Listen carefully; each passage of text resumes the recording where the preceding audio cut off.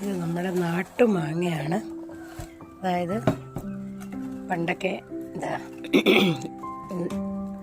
കണ്ണിമാങ്ങ അച്ചാറിടാനൊക്കെ ആയിട്ട് ഉപയോഗിച്ചിരുന്നതാണ്. ഇതിപ്പം നമ്മൾ പറിച്ചെടുത്തപ്പോഴത്തേക്ക് വലിപ്പം കൂടിപ്പോയി, തകടി ഉറച്ചു പോയി.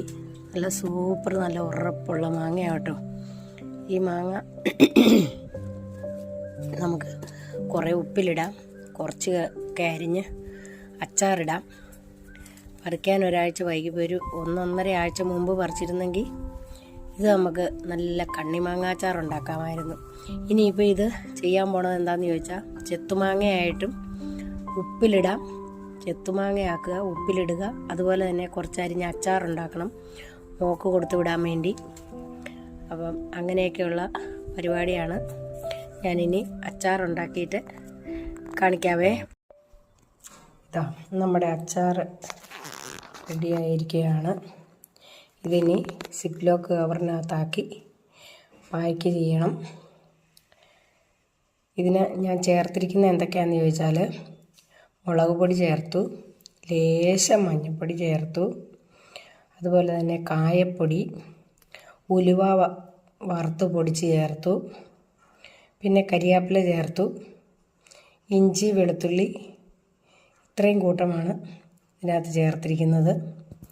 നിങ്ങളൊക്കെ എന്തൊക്കെയാണ് ചേർക്കുന്നതെന്നൊക്കെ ഉള്ളതെന്ന് പറഞ്ഞു തരണേ. ഞാനിങ്ങനെയൊക്കെയാണ് ഉണ്ടാക്കുന്നത്. നാട്ടുമാങ്ങ അച്ചാറിന് ഒരു പ്രത്യേക ടേസ്റ്റാണ്.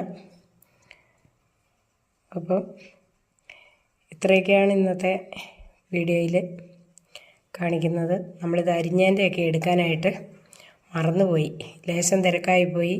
അമ്പലത്തിൽ കാവിൽ ഉത്സവമായിരുന്നു, അതിൻ്റെ തിരക്കൊക്കെ ആയിരുന്നുകൊണ്ട്. അതുപോലെ തന്നെ ഒച്ചയും തീരെ മോശമാണ്, തൊണ്ടയടഞ്ഞു പോയി. അപ്പോൾ ഉത്സവം കഴിഞ്ഞതിൻ്റെ ശേഷം ഇന്ന് മോൻ പോവുകയാണ്. മോൻ പോകുമ്പോൾ കൊടുത്തു വിടാനായിട്ട് റെഡിയാക്കി വെച്ചിരിക്കുകയാണ്. ഇതൊന്ന് ആറിയിട്ട് വേണം പായ്ക്കാക്കാൻ.